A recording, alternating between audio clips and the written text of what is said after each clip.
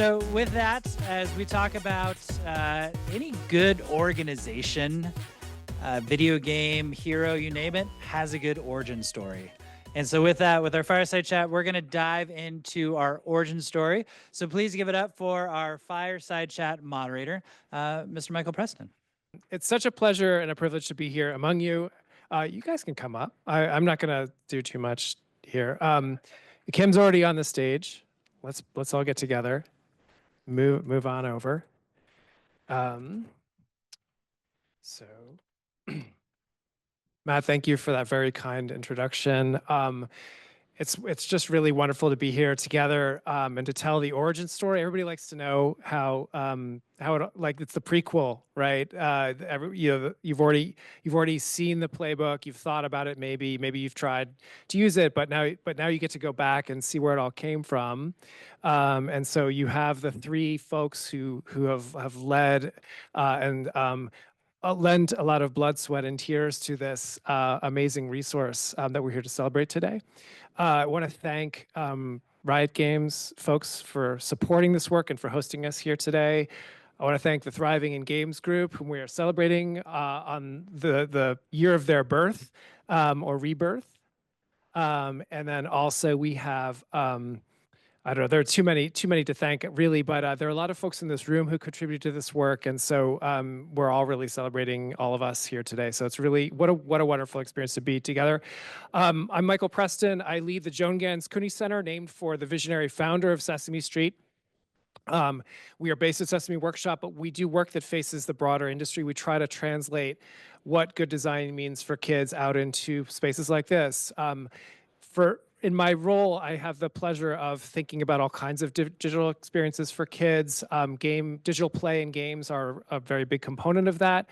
And you heard Shirley speak a little while ago about the RITEC project, which is shorthand for the Responsible Innovation and Technology for Children initiative that LEGO and UNICEF lead. We are really thrilled to be part of that. And it might feel funny though to have an organization based at Sesame here in this room talking about this work, but I think it's really because kids spend so much time in their digital experience, and because there's so much deep knowledge in the field that we want to be part of and we want to learn from. We want to be part of how kids are considered, both in products that are made for them, as well as products or digital experiences that they're just having, that they're there, whether we want to acknowledge it or not. And so there's a lot of room to do better for them. When I met Jeff, it was an interesting kind of journey to this for me. And I like to think of curiosity increasing the surface area for luck. And I think it was very lucky that at that moment we had this connection, and he invited me to help be part of this project and my team to join this work. And so now we're happy to talk about it more with you. So Kim, you already said all the good stuff about like this team and everything. So I'm not going to dwell too much myself, but actually I'd love to turn the question back to you. I'm looking at you in the confidence monitor here. Hi, Kim. You're amazing. I would like to ask the first question. I think of like the three of you as like almost like the opening credits of a superhero movie. Like you're all doing your things, and then like there's a challenge, and you come together, and then the powers of the three of you combine to something bigger than the sum of the parts. Like and plus Grover. So I'd love to start the telling of like what you each uniquely bring to this team. And so why the three of you? What was the vision? How did it all come together initially when I met before even I met you all? Yeah, what an excellent question. That Grover, by the way, is my mom's. That's actually on my mom's kitchen table. So she's just going to be delighted. I don't think she's watching, but hi, Mom. So thanks for sharing that. Yeah, I mean, it's such a great question. This may be a shock to no one, but I was never the cool kid. And so I keep having all of these amazing opportunities to work with these incredible people. And I just keep thinking to myself, like, I've got to pinch myself, but I don't want to wake up because for some reason, all these incredible people I have this opportunity to work with. And Tasha and Weszt, of course, being no exception at all. I was very lucky to have met Weszt when I was working at Riot. He had a desk that was on the path that I would frequently take up and down from my desk going to, well, usually for coffee. It was always coffee. I was always going for coffee. But, it's the nectar of the gods to fuel this work.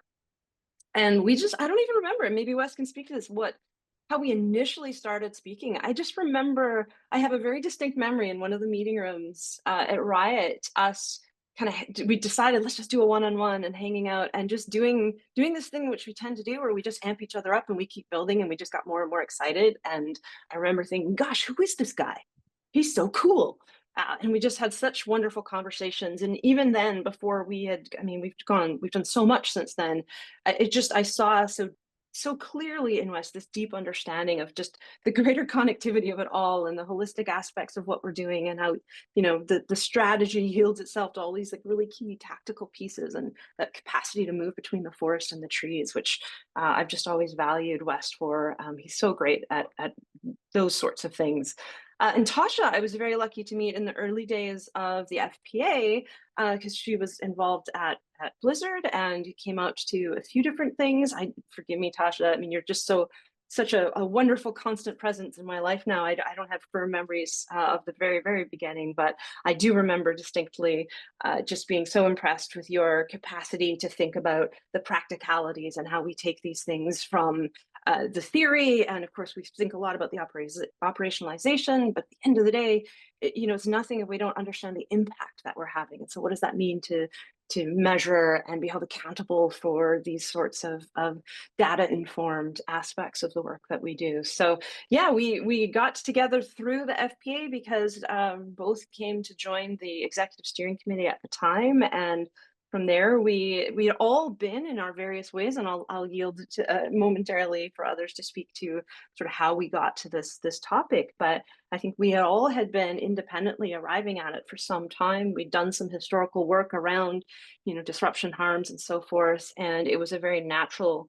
extension of what we had already felt so strongly about pro-sociality and related aspects of just how do you design not to avoid the bad, but for the good. And what does that actually mean? And I'll leave it there because my colleagues, I'm sure, have plenty to add. And I should mention, if not already clear, that all three of them work at different companies, different sizes and scopes, different games that are well known and widely played. So Natasha at a small company you've heard of, probably called Blizzard, and Weszt right here at home at Riot. But you're all connected through this wonderful community and network that you've built together. I would love to hear from both of you similarly, like what was the sort of coming together story? How did you start doing this work? How did you meet each other? How did you all become this unit together? I don't know. You've been involved with the FPA and TIG more than me, so I just go for it. Yeah, so I was hired at Blizzard when they were forming a team to specifically look at disruptive behaviors. And as I got started in this, I come from a behavioral science background. And so I was like, this is great. I love that we're trying to think about this. But I would also love for us to think about the flip side, like what are we doing to encourage the behaviors that we want to be seeing in the games? Like what is being done intentionally about that? And as we were having these conversations, I met other people around the industry like Kim, who also was thinking in these very same spaces. And so when she decided to co-found the Fair Play Alliance, I was in that very first meeting in 2017 at the Riot campus, super excited, and just started talking about this more and more at Blizzard, so that our team really started to expand and have these multiple facets of, yes, we do look at disruptive behavior, that's always going to be important, but we need to also be intentional about encouraging the pro-social side. And that was the side that I was very passionate and excited to take the reins on and start leading from that company. So yeah, I've known Kim since 2017, since the very first meeting of the Fair Play Alliance. And just the fact that we were doing this similar work kept us in constant conversations whenever we would have board meetings and things. And then I know when she ended up leaving Riot, which I won't say too much about because that's your origin story, but that's when I met you, is when you kind of stepped into her shoes and at the FPA and joined the board from the Riot side. And we got to meet and talk more and realize that we had a ton in common.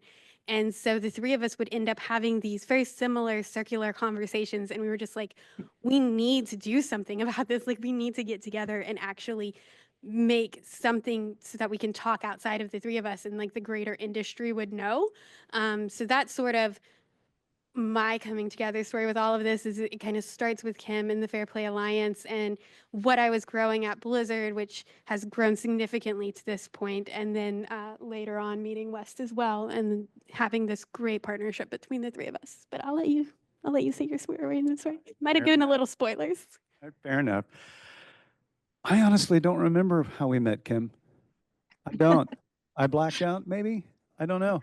I do remember that we did have a one-on-one, and you're absolutely right. My memory is similar in that we just kept getting more and more excited about what the other person said. But I remember one of the themes was if we could do things differently on various games that we'd worked on, we would design them differently from scratch, because many of us had learned by working on these games that we're kind of just chasing the problem, and that sometimes the behaviors that we're seeing in games are due to situational constraints.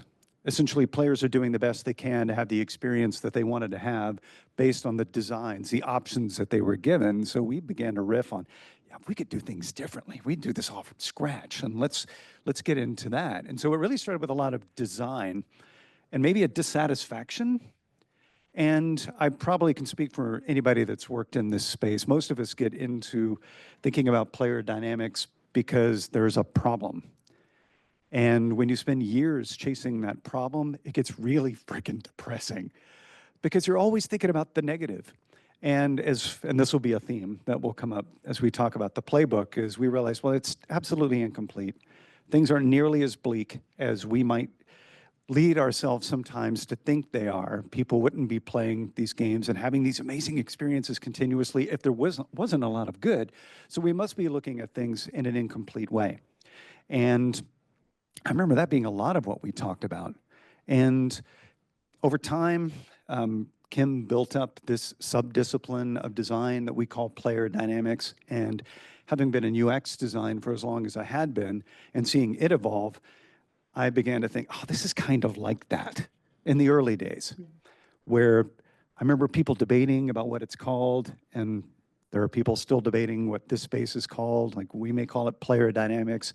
I've seen social behavior design. I've seen social experience design. Frankly, I'm not too worried about it, though I dig player dynamics because the word dynamics is really cool. But the idea that, yeah, we could do things differently. We should be able to look at these spaces and say, you know what, there's 150 years of social science that we might be able to bring to this, to design the spaces to be better and more fun to begin with. And see, I'm getting kind of wound up because this is years after all of us talking about this type of thing. But with Kim being involved in what was the Fair Play Alliance, and she moving on from Riot, and me saying, yeah, I'll step into these shoes. By the way, there is no stepping in Kim Voll's shoes. You can't fill those shoes, create new shoes. I had to. We literally split up her role into 3 roles because there was no way I was going to try and do that. And it took a while for me to find my own way and to have the same title as she did. But very quickly she said, no, come on to GDC. Let's, I think you should be on the executive steering committee for what was the Fair Play Alliance, now Thriving in Games Group. By the way, sorry if we keep saying that. We're practicing it. Have you gotten the message? It was FPA and now TIG. All right. But then we started talking more, and there were a number of projects that I know I was at least lightly involved in. But eventually it led to us wanting to do and knowing there was a need to do something more substantial. And yeah, we've been working together ever since. I do appreciate a good superhero origin story, especially when it's an alliance. You'll always be an alliance, even if you're the Thriving Games Group. I think a lot is being written. A lot of us are thinking about how the digital spaces where we spend a lot of our time, not only for play, but for other purposes, civic purposes and so on, are insufficient for the human needs that we have navigated and developed over our history as people. And I was inspired from the earliest stages of talking to you all about how this was an opportunity to kind of rethink through the lens of human experience, of player dynamics, as you've called it in the sort of professional lingo of this space, as an opportunity to do better for the communities and for the spaces that you know so well, but also to model more broadly for other digital environments, how to think about this, how to actually bring together expertise and your audience in some ways to think through what we want to see happen. And actually, when I first met you, the published body of work you had was the Disruption and Harms framework. And I was wondering if maybe we pull it back a little further to begin there, because that was the project that existed when I signed on to this work with you. I believe it was a partnership with the ADL. It created something that sort of was maybe the first official product of your group, but also laid the groundwork for where we are today. And I'd love to hear some of that story about what made the shift from that orientation, that work, that was also, I'm sure, a significant undertaking of all your time and effort, but then led to what we then were calling in the early days positive play, which is now here today, Digital Thriving. So there's like kind of a few stages there along the way I'd love to hear more about. Natasha.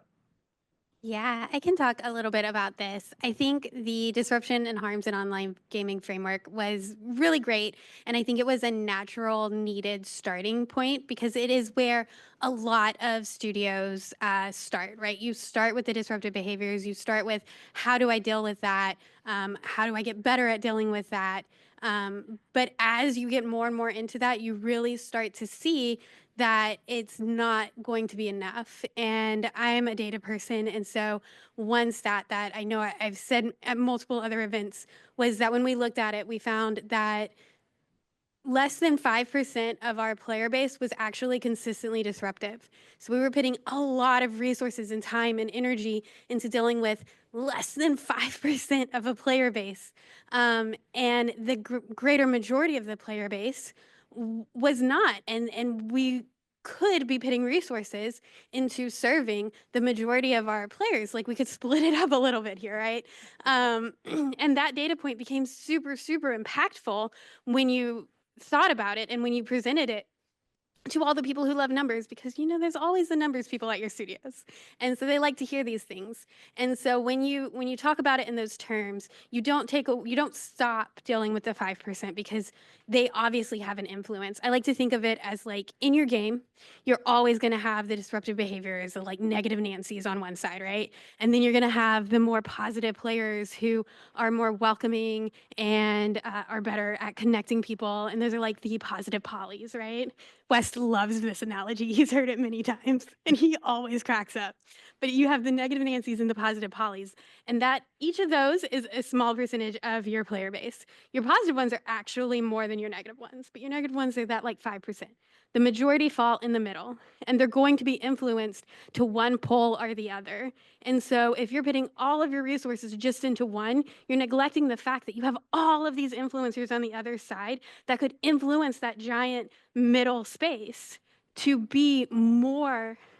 So at the time I was saying positive, as we pointed out, that has evolved from positive to pro-social to thriving, but to go more towards that end of this spectrum of behaviors, to really encourage that sense of community and belonging and connectedness and all of those things, and to help those players better achieve those things so that more of them will end up on that side of the pole, I think is how we sort of ended up starting here, needing to start there, having that framework, and then evolving into what is now the Digital Thriving Playbook, because it is really hard to deal with the positive end of the spectrum. It is a lot less straightforward, which is why the playbook is so long compared to the framework. But I want to hear from you, Weszt. Sure. Do we go over to Kim? No. It's already. I got it, Kim. I'm sorry. I'm testing this experience and seeing, can I get a rise out of Kim while I'm up here? And I don't think it's very effective. But anyway, thank you for allowing me to do some live streaming experimentation with the group.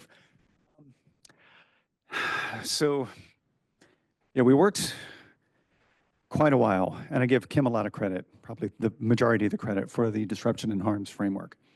And it's, for those who aren't familiar with it, it is a massive overview of the landscape of disruptive behaviors. Like you'll probably hear the term toxicity used a lot. You won't hear us use it a lot. And this is one of the reasons, because to put it bluntly, it's just too damn large. Toxicity means so many things to so many people. It can be anything that you consider bad or irritating that day, and you can't design for that. And we needed better language. And with better language, you can ask better questions. And we did this massive work. If I remember right, there was over 100 folks from different parts of our industry and beyond who were contributing to, let's put all our thoughts together.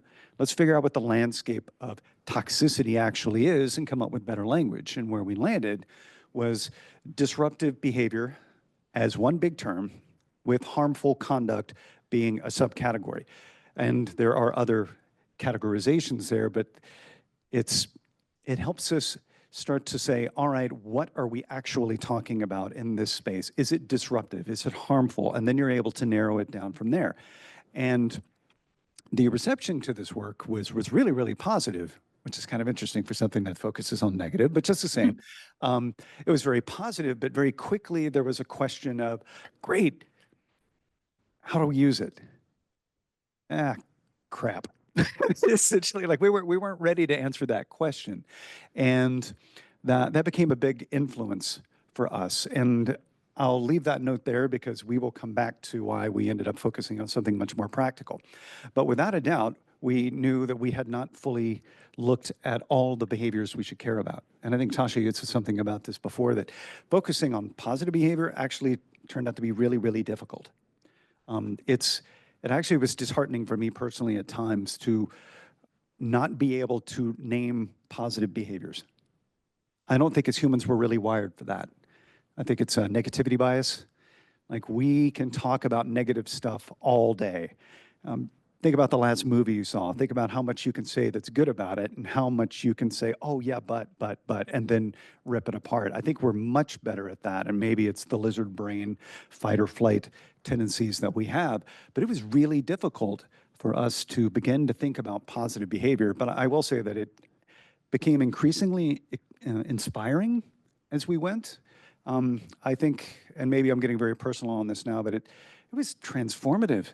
Like, being able to actually talk about what positive behavior was, have a language for that, made it, again, easier for us to ask better questions because we had a better language.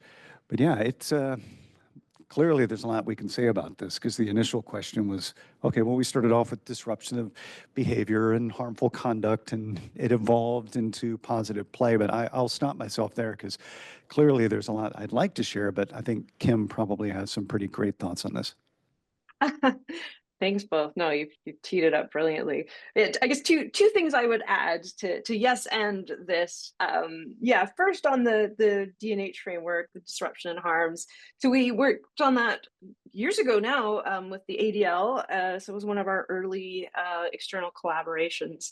And at the time, I remember we jokingly referred to it as eating our vegetables, because don't get me wrong, I'm vegetarian. I love vegetables. They're great. But just to go with the metaphor, because we were so excited about all the stuff that Weszt and Tasha have been describing, and yet we realized we were being held back by everything being lumped under this term toxicity. And we felt that what the industry really needed was a categorical look at the types of things that we were seeing in games. Because toxicity, just to build off of what Weszt said, it's fine, I think, in a colloquial sense. No one's going to slap your hand if you say it. It's all good. It's a safe space. But I think the term itself can diminish the seriousness of major harms, like hate, extremism, grooming, right? The really icky stuff. Well, it can also artificially elevate things that are just minor annoyances or even misunderstandings. What's amazing about this space and the work we do and the things that we see is that really is the gamut of challenges that you can see in a space. And then what we really wanted to do, our dessert, was to push it out into the space of possibilities. And yes, we needed to eat our vegetables. We needed to get a shared understanding of how and why they happen. There's a lot of overlap, at the end of the day, we're still sprinkling in those humans, but there's very important differences in how you tackle something like child grooming versus how you tackle two people irritating each other because they've misunderstood, they've each taken away a different interpretation of what the goal is of this particular team-based experience, right? All of that gets lumped under toxicity. So, safety is critical. We know it can have an outsized impact, but ultimately all of these things we knew we needed a tighter understanding of it. And then from that, the part two is wanting to go upstream then, being able to be proactive allows us to reduce the downstream impacts so that the nets we're putting out don't need to be as intense. Because we all know this. I'm preaching to the choir here. Moderation, it's come so far, but it's so freaking hard. Humans and human relationships are fraught. They are challenging. And just because something might seem black and white in one context, it may be completely, the full rainbow in another context in terms of the nuance and situational aspects of it that we need to consider. So if we can go upstream and imbue our communities and set up our games in a way that are more naturally conducive to healthier outcomes, then that's going to be a huge win. That's what's going to allow us to scale at the kind of change that we need to see rather than running around, with a fly swatter trying to get it. I was going to make the connection of what's that thing, gophers and fly swatters? And I realized halfway down this metaphor, I really should not be left unattended with metaphors. But anyway, here we are. But that brings us to thriving, right? Ultimately, the term thriving came about because we wanted to focus on outcomes. Oftentimes Carlos and I years ago used to talk about what does it mean for the FPA to not exist? Like when are we unimportant? When can we write ourselves out of the story because we don't need it anymore? Like what needs to be true about the world? And ultimately, and that kind of started to really crystallize when we started down this path of this work, which is what is that outcome? What's the highest level outcome that we're trying to drive?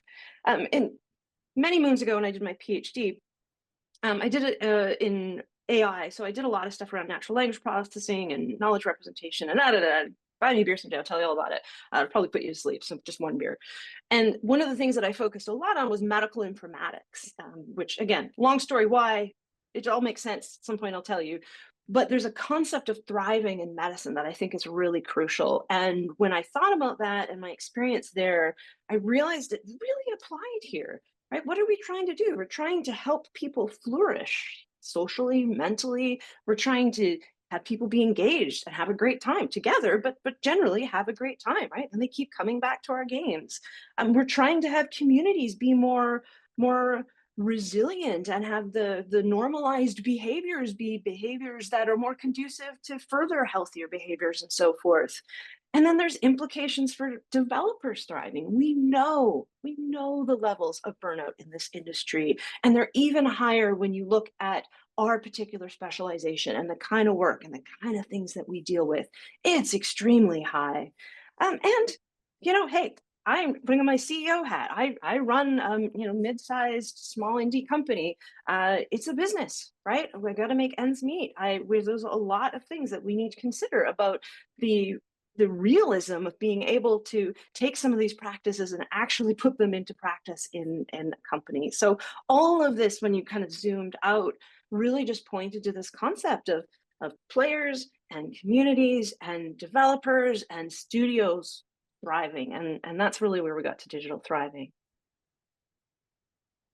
I think one other aspect of this journey that we haven't touched on when we went from the disruption and harms in online gaming framework to the playbook is the fact that when we did the D&H framework, we were initially thinking that the next step would be to do a pro-social framework, right? That was actually our original intention when we got together. We were just going to do a framework, put out another PDF white paper, and that we were going to feel really good about that.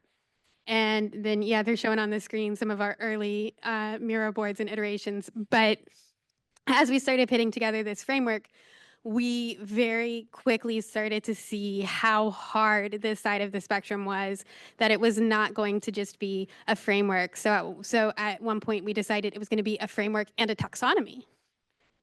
Taxonomy, right? So we were going to do this framework, and we were going to have this taxonomy with it. And then as we kept going down the path and putting all of our specialties into this and all of our different perspectives, we suddenly had 3 frameworks. And we were like, this is way too complicated. And we're going to end up back where we were with the D&H framework, where we were going to put something out that we were excited about, that we understood, that we knew how to apply, and no one else was going to know what to do with it. And that was not what we wanted. That was the opposite of what we wanted. And so that's when we started talking about, okay, let's take a step back. What works at our studios? What works with our designers and our developers? What do they need to go from, theory research and data to application within the game itself, and applying that? And we're all good at different aspects of that. So we were able to really start to hone in on what that means at our different size studios for different size teams, and what are the commonalities. And that's when we developed the playbook with its multiple components. And we're like, this has to be a website. It has to have ways for, people who just want to go in and see examples of how other games are doing it and then do it themselves, or methods for the people who really just need you to break down how to do it. And then you're going to have the people like us who come in and they're going to want to see the research and know that it's, backed. It's not just someone saying this, but like that they've done their research and it all makes sense. And we needed something for all of those people. And I think that's a really important aspect of going from one to the other, that we came together to do. And Weszt, you look like you're dying to say something. So I'll turn it over to you. But I just wanted to make sure that we didn't forget that aspect of the process. I'm not sure I should know. I didn't realize. Am I obviously squirming a little bit? Should I add to that, or do we want to move on to another question? No, I mean, that's actually, we could transition to this phase. So, first of all, just wanted to respond to something you said, Weszt, about how the negative behaviors tend to draw the most attention and focus, right? Because disruption is a big part of our lived experience as people, right? Like, we all kind of have a kind of notion about how the world works or how things should go, and then something happens and disrupts that.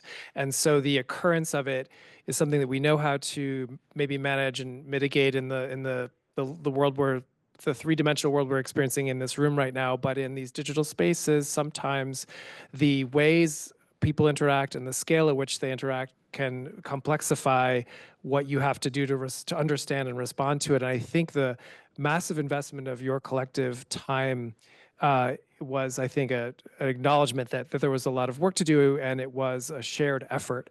And also want to point out that in preschool classrooms, it's very easy to name positive behaviors like sharing and kindness and taking a nap at the appropriate times and that kind of thing. But It kind of hurts that we may have lost that. well, I think we're always trying to get back to that. Truly, and I'm not just saying this as the Sesame Street person. Is Grover? Where's Grover? But this idea that we do kind of, as we grow, we can kind of lose maybe the facile ways in which we think about those things. But I wanted to bring us back to this idea of community. So the 3 of you obviously spearheaded, championed this work for several years, and here we are. But there were a lot of folks involved in the process overall. A few were named earlier, but I'd love to hear more about how you actually managed to bring lots of diverse talent into this project over time until, it was a growing community of folks who were working with you on shaping what this thing has become, from an information architecture standpoint to content creation and a lot of other things that I'd love to hear more about. So Weszt, maybe I'll hand it back to you for that. Yeah, I'm happy to share on that. It's a difficult question in terms of where do I start to answer that question. Something Tasha touched on a moment ago is we wanted to make sure whatever we produced, that it was clear that we weren't making this up whole cloth. Like, so if we're bringing you a tool, we have taken kind of great lengths to make sure that we are providing the academic backing where it exists. Or is it work that we've done in our industry? Is it work that someone else has done in a different adjacent industry, or maybe completely removed, but is applicable? Like, we wanted to make sure that we presented that, one, so that, quite frankly, we would be taken seriously. And that's an awful lot of work. And as I think I have a slide in my presentation later, just a small screenshot of like my own collection of books and papers. I mean, it's hundreds upon hundreds. I think I probably have gone through at least I estimate it's over 1,000 just for my own contributions so far, just to find the nuggets, just to find something useful. So in terms of answering the contributors, wherever we could find something interesting, something more than interesting, something useful, something proven as much as possible. But then we also realize that some of what we're doing is, for lack of a better term, is cutting edge, at least in our space. I like to think a lot of what we're doing in terms of design is not always creating things that are original as much as it is translating it from one place to another. Because we're people. Gamers, as much as they may be specialized in their space, are people, like of different ages, of different experience levels, of different cultures, but we're still people. And so if people have been studying people, which we have since people, there's a lot that we can learn that we can translate into these spaces. So one place to start with contribution is academia. Another place is our own industry and beyond, for people that we know or don't know. We just heard something, or there was someone from a company called That Game Company who spoke at GDC about Sky Children of the Light, and I refer to that talk all the time. I don't know them personally, but I think the work was profound and it was worth sharing. And so some of the folks that have contributed may not yet know that they have. And I did a brief look before today to see how many games, individual games, are we referencing in the playbook. And I ran out of time. I stopped at about 100. And I feel like we're just getting started. So there are plenty of games that we've been drawing from, our own experience, people who've been doing research within our industry and beyond for many years. But then there are folks that we know through the Thriving in Games group who we just reached out to and have known about the playbook for a number of years. Or at least we've been trying to get people used to the idea that this might be a thing. And of course, here we are today. Holy crap. And when we got to a point where we had worked out a bit of an editorial process, which I'm still practicing because it sounds much more formal than I think it feels for those of us that have been doing it, then we said, hey, if you're interested, we think you would be able to help fill a gap. Like there's a knowledge gap here. We think you know a lot. Would you be interested? And it started to take on its own momentum. I think once we had something that people could see and react to, I know we felt the same way in the early days of the prototype, like, wow, this is actually going to be a real thing. And then once other people saw it, I think once, especially soft launch, which was back in June, then people got excited. And that got us excited. And there are, I believe, 26 contributors to the playbook so far for things that are published. And some of them we've named, some of them I may panic and forget the names, so I'm going to try and avoid embarrassing myself, except Dusty, I see you across the room, so thank you very much. 2 articles. Not the only contributor in the room, and I apologize. Hopefully I will say, at least in person, thank you, thank you, thank you, because the work has been amazing. And there are so many other people that have already stepped up. We have a list of articles, and those who may be watching, yes, I owe you emails because we will pick up on that after we've taken a break this week. And there's just a range of topics that we've already identified that we haven't said enough yet. Like in the early taxonomy work, one example was resilience. Resilience is incredibly important. We have very little on that. And so we're looking to folks who know something that could contribute. We also want to find out, what do you think is missing? So it is now growing to be a much bigger effort. And in order for this to really thrive on its own, using that word intentionally, it needs to be community driven. This isn't something that we want to just be doing ourselves. As passionate as we are, no, I'd love to show up and see articles on topics I didn't know we were working on. This is going to be one of the greatest days among all those that we've had among the playbook, when I'm discovering more. Oh, wow, we're talking about this now. We had these people, they were writing about that thing, and that's incredible. And seeing it all coalesce into a playbook with one goal of helping billions of players thrive is nothing but, just every time I say that, I get emotional because it's really inspiring. But it's building a bit of that sustainability now through community contribution that I think is going to make that possible. And yeah, so a lot of contributors who may or may not know it, more and more, it seems, as we are just getting warmed up. Yeah, I think I'll pass it on to Kim and Tasha from there. Or not? I'll go. I was just waiting to see if she would talk first. So I'll also mention, because the slide's reminding me, we did a few like early day presentations at like South by Southwest and GDC when we were first starting to put together what we thought these plays might look like. And that was super helpful in figuring out what people wanted from the playbook as well. Like, what were those knowledge gaps? What were people asking for that the three of us could not write an article about, that we needed to go find the people who were experts in those spaces to go do that. So we did a bunch of that.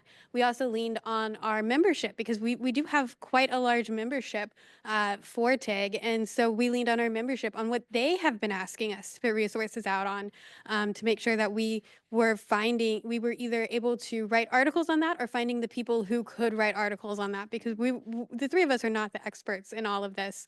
And that became very clear to us very early on. But we could figure out where the knowledge gaps were and then find people who were experts in those spaces. So I'll just add that that was also a part of the process that went into this, and getting that community feedback through Games for Change and South by Southwest and GDC and all of the different things like that we did. I'm sure I'm missing an event somewhere, but that became a really important process of finding these contributors. And additionally, now that we've had a bunch, we're going to be celebrating them as well. Like, we have GDC coming up in a few weeks, and we put on a summit there. It's the Thriving Players Summit this year. It was previously the Fair Play Summit. Again, that whole theme of changing the name. But the summit this year is going to be a celebration of people who contributed to the playbook, where we're giving them that space to talk about the things that they are the experts on, and give you more of a sneak peek into the playbook, and hopefully get more feedback from that event on what people want to see more of, or what is lacking, so that we can continue this path of ensuring that it's meeting the general industry and community needs. So I think that would be my add-on. Did we miss anything, Kim? I'm sure we did. No, it was brilliant. I not to suggest you've missed anything, but I will add, I think that another outcome of this, since you've captured the main one so brilliantly, is just simply to lift up the work of others. You know, our mission as TIG has always been equitable access to best practices.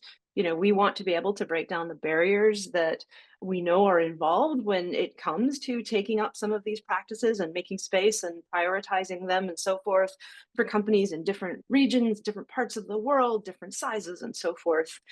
But also in particular for this work. I mean, feel free to stick your hand up if you've ever felt just a little bit under-recognized for some of the things that we do. You know, it's a tough space. It's a relatively, I can only see the stage. So, but I support everyone in putting up your hands, please. I know it's true. I know it's true. I talk to you all. I've experienced it myself. We're at a frontier of the work that we're doing. And that's not to overly inflate what we're doing, but it is a frontier. And the cost of being at a frontier means that we don't get to follow in the footsteps of a well-articulated, well-formed value proposition. For many of us, that has been hard fought, and we're here because we know it's there. We have the courage to step out from this frontier because we believe in it. We've done the work, but we also have to do the work of bringing everyone on board and communicating it. You know, we don't have, as we've already talked about a bunch, we don't have the same shared parlance or vocabulary that more mature aspects perhaps of game development might enjoy. And so there's a lot more work that goes into that, in addition to having to face some very unsavory aspects of this industry, or feeling like you wholesale have to advocate for your existence for the work that you're doing because it's not expressed in the traditional metrics of success in games.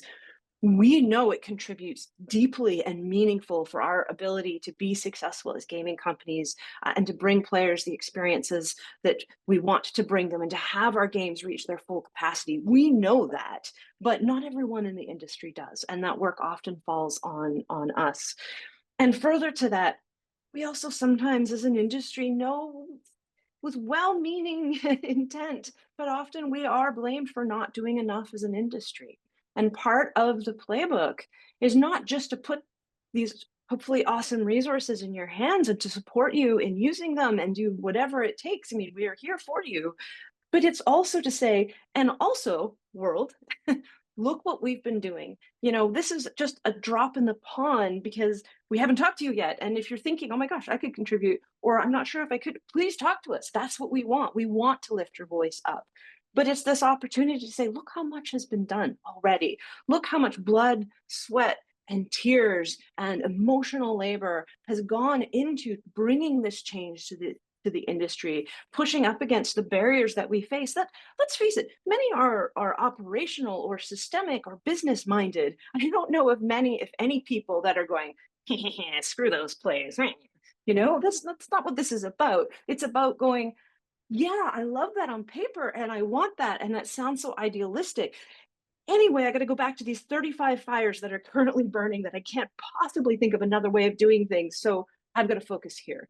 What we are doing, what we're trying to do with the playbook is we're trying to marry those things together. We're trying to say, you're not rowing in the opposite direction. We're rowing together and we're going to help you put out those fires. In fact, we're going to help reduce the number of fires you face in the first place through these techniques. And if it's scary or intimidating or just uncertain as to how to incorporate these, that's what our expertise is. That's what we do for companies around the world. We've done it many times over. And so the playbook is here for you, but so are we as TIG to support you in taking up these practices and growing them and improving them and everything that comes with that. If I could just add a little bit, because Kim, I know you can't see everyone in the audience. There were a lot of hands that were raised, and there were a lot of nods to a lot of the things you're saying. And as far as folks who have not contributed in the room, I've spoken to some of you. We're waiting because I know there's a lot of amazing work, and it may not always seem that obvious when you're in your roles, right? But you're figuring out some very difficult things. We are not easy creatures to figure out, and we deal with spaces that bring together millions of people worldwide who can be very, very different from us. And we're trying to create spaces where they just have a great time, right? It's very hard. It's very complex. I will double down on that a little bit later on in the day. But I just want to call out that you might know a lot more than you realize, because many people are not going to be starting from scratch. There's a whole generation of folks coming into our industry and related industries that don't know what you already know. So just share. It's one, it feels really good. It feels really good to be able to talk about these things and to finally have a forum, a platform, if you will, where we can do it. And Kim said something a moment ago that I think is worth emphasizing a little bit more, that I think the term used was equitable access. And one of the things we're trying to do with the playbook is not just say, all right, we're going to provide this type of knowledge and that's it, right? There are all kinds of related fields, if you will, or areas of focus, say accessibility being one, where there's a lot of amazing work, there's a lot of amazing knowledge, but it doesn't get put alongside a lot of other work. This is a way to do that. That's part of the reason we want to bring this all in the same space, because if we are going to create spaces that help millions of people thrive, there's an awful lot to know. Right? And the playbook doesn't necessarily have to be the final resource for all of them. We just want to find ways to connect people to the knowledge.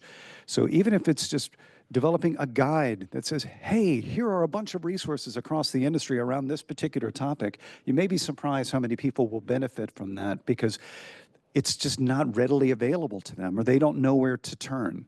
And we're hoping that this becomes, among other things, a hub to connect folks to all that great information that's out there, just to make it easier, right? Make it easier so that people can have the information when they need and how they need it. So I was at GDC last year with you all, and it was Monday morning of the first day, the first summit day. It was 8:30. And I was looking at the empty ballroom of, I don't know, like enough seated maybe 150. It was like many tables of 10, yeah, 175, 175. Like, it something was a like that, yeah. gigantic ballroom, and it's 8:30 in the morning on a Monday. And I'm like, oh, this is going to be, I hope this is okay. And then we kind of looked at the number of like Sharpies and Post-its we had brought, and I was like, no, I think I need to go get some more. And so I went to the Target, and by the time I came back, it was already full. It was like 10 of 9, and it was full. And then another gaggle of people came in. Then there's a line out the door for the rest of the day, and more Post-its were bought. Maybe we can get You actually PM didn't to see most of sponsor it this. because you spent most of your time going and getting Wandering around, taking Yeah, sorry to the trees. Yes, the enemy of trees. But I guess what I'm trying to say to kind of round this out, because I think we should take some questions now, is that there is a lot of the community. This is a community built resource. It represents the ideas, the knowledge, the lived and hard-won experience of lots of professionals in this space. And then all of you who are here in this room who have already contributed or invited to be part of it. I think it's a very exciting moment, and so for the future of the playbook, which is now out in the world, is to only grow and evolve and adapt to this new audience and its needs. So I commend all 3 of you and everybody in the room who has contributed for getting us to today, and it's very exciting to think about what's next. So maybe with that, we pause and ask folks in the room, and I don't know if we have a mechanism for taking questions from the online space, but let's start. Who has a question for our panelists? Are in the online space, you can type your questions. People will be going through it and asking the room. Sure, we'll share, Mike. You do that? Oh, okay. My mic is going to be for questions in the room, and then Sumin is going to take questions online. So anyone in the room have a question for the panel? If not, we'll take online questions. Not yet. Not yet. Anyone? Okay, let me help here. Thank you. Talking to the future, right? I think in this room we have a lot of resources combined. Where are the areas of the contribution opportunities that you see as a low-hanging fruit, or there is specific list of things that you say, yeah, next steps that we'd like to accomplish is this, this, and that, so we can really try to put some resources together and get it through?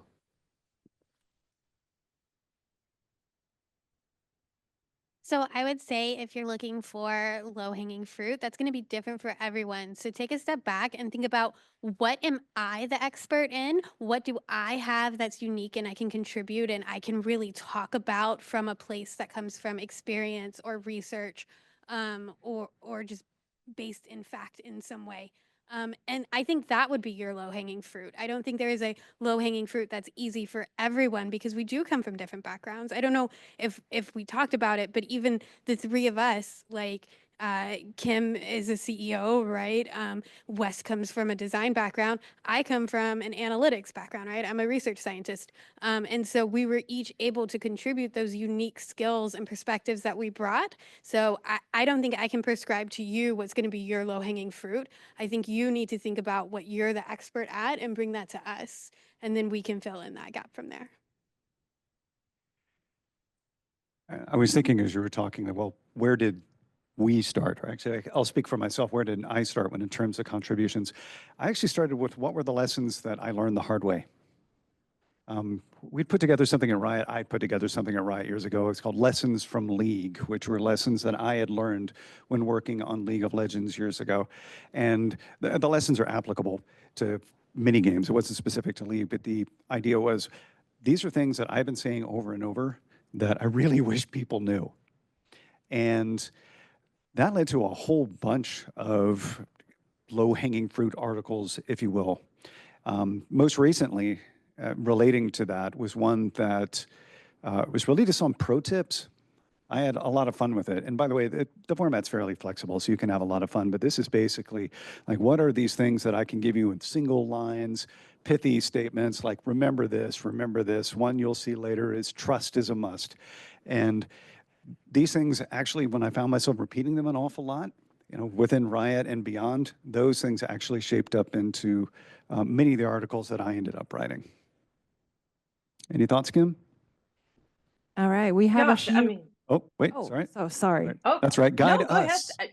I was just going to say you've done a great job. So if we've got more questions, I won't spend time on that. I think you both nailed it. So let's take Right. the other question. All right, we actually have many questions online. We have a question from Adrian Leda from Activision. First of all, thanks for a great panel discussion. I agree that the language we use is important because what we call something affects how we perceive and act upon it. How do you suggest we work with our teams when they use terms like anti-toxicity, but want them to evolve into something more holistic with TIG's framework? I'll give a quick can thought jump on in that. Oh, wait. I'll just give one real quick. Ask them what they mean, right? Just like what is the behaviors that you're actually talking about? That's what I would start with, but please go, Kim. No, I mean, you read my mind. That's exactly where I'm going as well, too. I think language is hard. I mean, for the reasons that you've said, it does inform, there's various theories around this, including linguistic relativity, that talks about how the way in which we express ourselves and the words that we use really does impact our behaviors. And it is like the things to which we're exposed are then reflected in our actions, often unconsciously. So language matters an awful lot. I think a lot about this. I love language. I did a lot of linguistics and studying of languages when I was in university many moons ago as well. I think that there's two things I would say. One, building off of West's excellent point, I just 100% agree with that. What are the outcomes you're trying to drive? Rather than getting too caught up in the language too early, first think about what you're trying to drive. It kind of reminds me how I've done a lot of values workshops, not just in my own company, but I do a lot of consulting. And one of the things I'm asked to consult on is to help companies find their core values, and I define values as the things that we would endure hardship to uphold as a company. And I think that's a very important part of the work that we do because they anchor us in all of the decisions that we make, and they provide a framework that can empower people wherever they are in the company, whatever their role. But I think when we talk about values, the relevant point here is we often stop at the pithy poster on the wall or the statement that could go on a t-shirt. Those are handles, those are pointers back to the important stuff, the meaty goody stuff. If we only stop at that pithy saying, then I guarantee what I walk away is going to be different than what Michael walks away, than what Tasha walks away, than what Weszt walks away. The hard work is actually the meat underneath. And that's what we need to do with the language. What are the outcomes? What are you trying to do with players? Because start by assuming they have great intent and get excited about where they want to go, figure that out. Then you can come back and give it a label. At the end of the day, the label doesn't matter too much. It's just the handle to remember it by. And the other thing I was going to add that I think is really important, and that I think just to say this delicately, we as a society could use a good reminder on from time to time, is we don't want to start from demonizing words. If people are using the wrong word, I think one of the fastest ways we can shut down discourse is just to snipe at that word and just like basically slap the wrist. You can't use that word. That's a terrible word. Now there's a lot of terrible words out there and they have a lot of meanings and we don't have time to go into that. So just lots of awareness there. But when it comes to something like saying anti-toxicity or toxicity, I think starting from that position of curiosity first and not demonizing the term is going to lead to way better outcomes. And then the ideal scenario is together you come up with a terminology that reflects your team, your studio, your company, your games. And when we did, for instance, the D&H framework, that's why I call it categorical, because I don't care what you call it. We're just helping you find chunks, and then you can help map that into your company and come up with the language that fits most tightly to how you're using it in your players.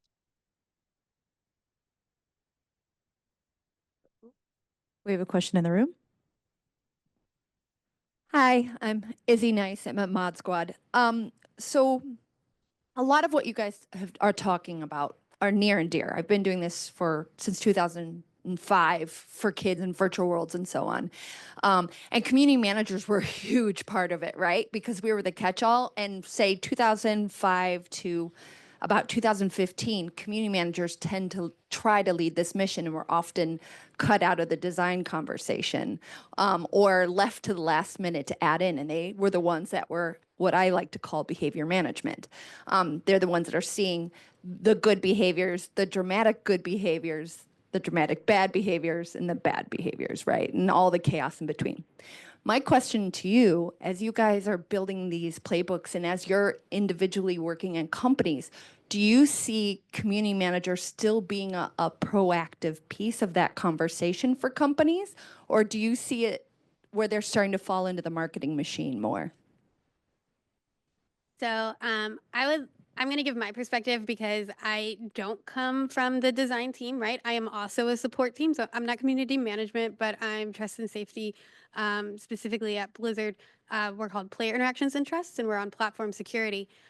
So we have very similar experiences where we do need to talk to the designers sometimes early to talk to them about how are we proactive in our approach rather than waiting to the last minute to just add on moderation or something at the end. And I will say, I think that is worth that effort and time and energy, which it will take all of that to talk to the designers.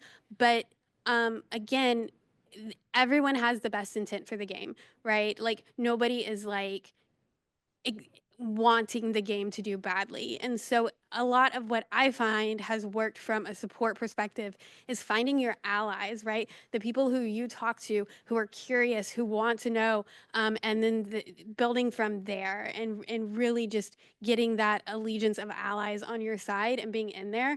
But I would absolutely say, like, don't just say, oh, well, now someone else is going to take care of it and I'm out, because I talk to community all the time still, right? Like they are hugely involved in what players are actively doing in our live games, and they're a huge source of like data and player perspectives.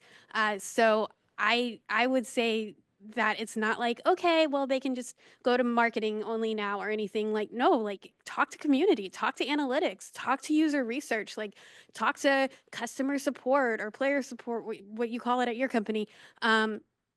Those are super informative and knowledgeable areas that we should be getting information from about our players and how they're behaving, and then utilizing that. So I would say definitely there's still a really important part. And even though it will likely take time and energy to get involved, that should still be something that you push for.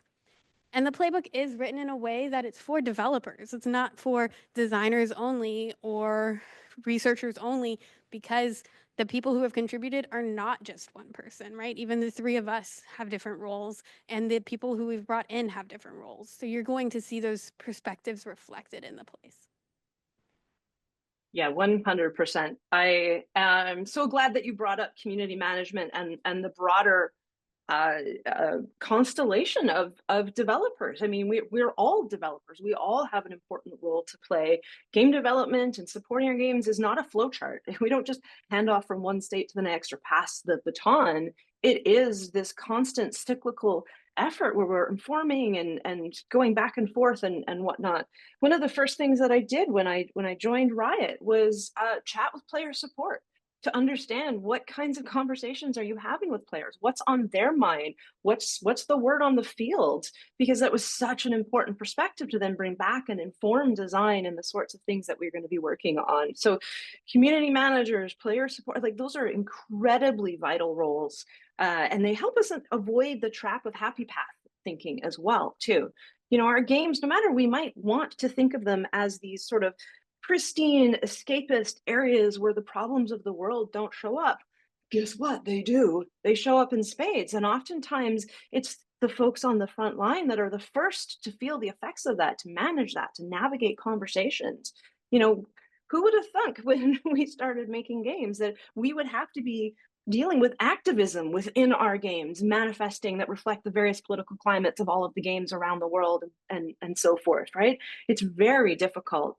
And this also is an opportunity to go back to what I was saying earlier about your values as a company and consistent messaging. You know, ultimately, one of the things that I've seen time and time again at many companies, big and small, is a failure to identify those foundations. And what happens when we're not aligned around the actual values and foundations and outcomes that we want to drive, and when we end up in that spot where we are sort of just passing the baton around, then we don't get vital communications, and we end up with community management thinking the directive is one thing and design thinking it's another thing, and esports thinking it's something different. We don't have a cohesive and shared front. And that leads to a bunch of problems with players, not least of which is we can't support players very well. We're treating them inconsistently and confusing them and undermining the efforts of one department in another way, and so on and so forth. So we need to be cohesive. We need to recognize, to go back to what I said at the beginning, it does take a village, and we need to be providing training. We need to be providing support and acknowledging the mental and psychic damage that some of this work really can bring, especially if you're on the front lines. So I think absolutely community and player support, you are 100% with us, and I'm so grateful for everything that you do. I just want to be mindful of it's 3 p.m. Is now a good time to transition, or do you want to keep going with questions? We're still on track. We and are. We have a few more questions. Great. We are going to add after the Q&A an unscheduled 10-minute break, just because to get our blood moving a little bit. So just we'll just do a couple more questions, and then we'll take a short break before we go into our next presentation. Fantastic. Thank you. You have the question in your hand? Yeah, sure. I do. I have from an Alex Levitt from Roblox. Where have you seen the biggest success around implementation of the framework for game developers and industry? And where do you think we still need to push the hardest on, or what remain as the biggest challenges for implementation? Let me know if you need me to repeat the question. Yeah, I think I do need you to repeat the question. Okay. Where have you seen the biggest success around implementation of the framework for game developers or the industry? And where do you think we will still need to push the hardest on, or what remains as the biggest challenges for implementation? Okay.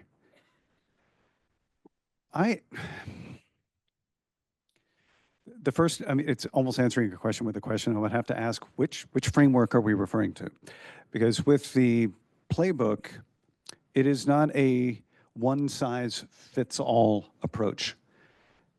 And it can't be, because the space is just too big. We have a whole section of the site that we call methods, which is a growing set of tools, because it really depends on what you're doing at the time. Right? So with the disruption and harms framework, it was a way to look at, okay, well, we are seeing particular behaviors, or we could see particular behaviors that are disruptive to the experience, that are harmful, and you can use a tool like that to say, all right, what are we going to plan for? Like you could create a spreadsheet using that and saying, all right, well, these are behaviors that could exist. Where could they exist? What are features or services or systems that we developed where we'd want to deal with that? Other frameworks will help you approach things at different scales and different ways.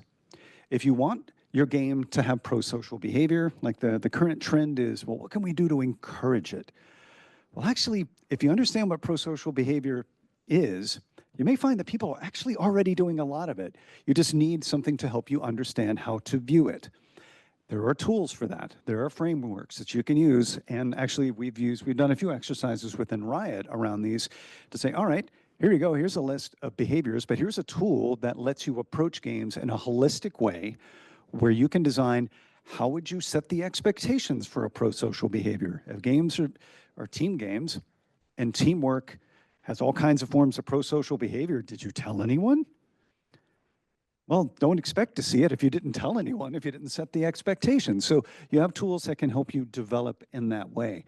So I think in order for us to get better as an industry, well, the way we're trying to help the industry get better is to develop those tools, gather best practices for particular moments in time, for particular needs.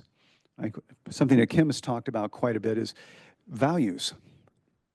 Well, if you don't value pro-social behavior, well, you might as well be honest with yourselves and don't worry about hoping that it's going to happen, because you're not setting the stage for it. But there are certain tools for that. So hopefully I'm not sounding like I'm dodging the question.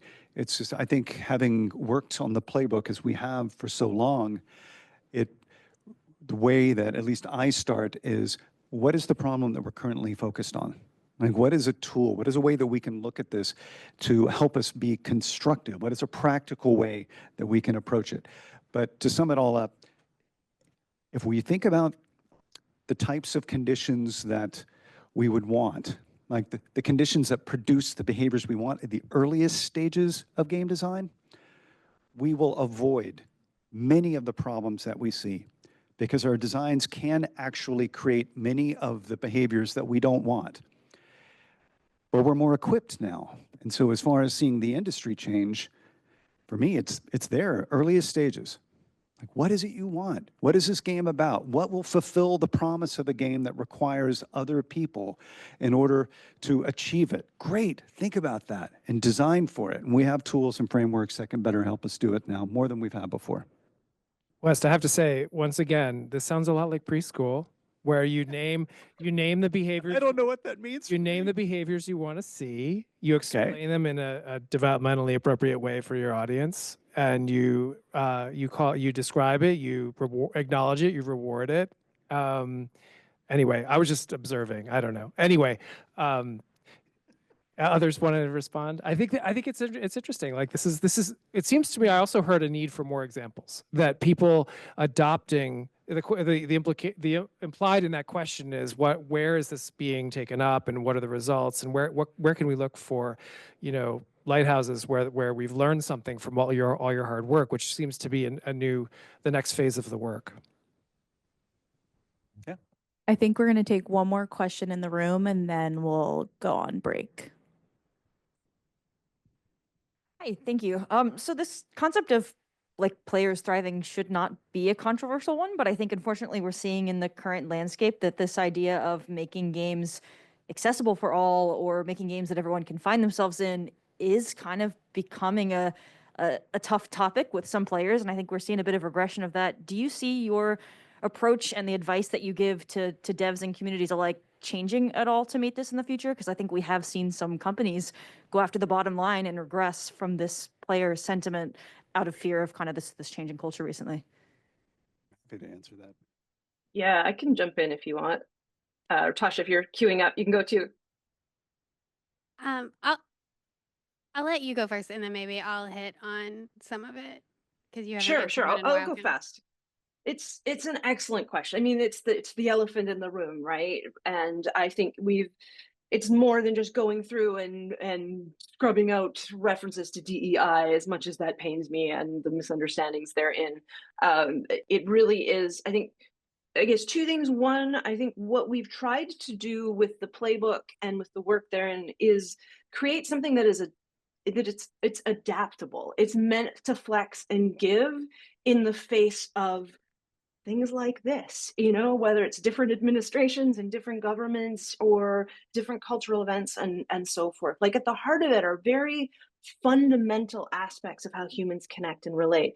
And the second thing is how we put that into practice. That's where I think we need to come together. And every company and every game and every community, that's going to be a little bit different. Your players best, but I think trying to understand what's behind these. Is it fear? Is it fear of losing something that you believe in, your safe space in games, which is often actually behind a lot of these things? But what is really driving these sorts of behaviors? And then finding a way that maybe sometimes we have to take a few steps back in our messaging and how we're approaching it, but take heart from the fact that underneath that is this foundation, is our community, us, all of us together. We are here and we are doing the work and we are supporting each other, and we will continue to rise up and find ways to communicate and support players and drive these kinds of outcomes from a position of compassion and empathy, even when sometimes the people coming into our spaces don't have the capacity themselves. Yes, that was really well said. And I will also just add on to it a little bit too, that I think another thing that goes a long way, and I'm probably biased because of my role, but is showing impact in data, because at the end of the day, we all work for businesses that want to make money. And so if you can bring it back to the impact that you had, the data that you had, how that actually affected churn, not just what people said they were going to do, but what they actually did, how it actually affected revenue, not just whether people said they were going to stop spending or not. I think that goes a long way too in building the case internally. And then you can work very closely with your community teams, your comms teams, your PR teams to still do the work internally, but present it in a way that is going to lower bad press. My PR team's probably going to be like, that's not the way I would phrase that. But that's why I have them. They're amazing. And they help us with the actual wording once it goes publicly. But I think that just gathering a lot of that, again, leaning on your allies internally, and then leaning on the actual teams who are experts in that, the community teams, the PR, the press, comms. I think will also go a really long way in this. So everything Kim said, but also just adding that on as another way to think about approaching it as well. I'm not going to go into preschool analogies again, but I will say from education, there's a concept called designing for the edges, which is the principle that if you are able to design for the hardest to serve children or adults in learning spaces, that you are actually raising all the boats. And I think that's part of the argument here, is that you are trying to make a better community space, places like space to belong, space in which you have this shared experience with others. That's what we're here for. And I think this is a wonderful starting point. So thank you three very much for this incredible opportunity to talk to you and celebrate you. Like I said, I think we have lots more to do today. So maybe we stop and take a break and transition to the next thing. Thank you again. Thanks, everybody. Thanks, everybody.